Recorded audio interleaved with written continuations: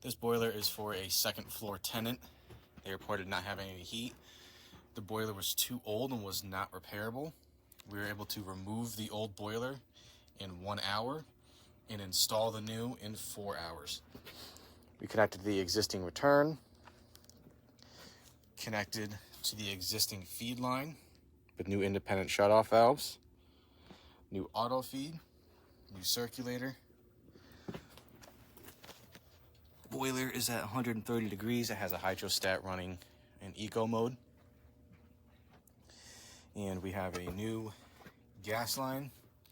We have a new shutoff that is also bonded to the electrical panel.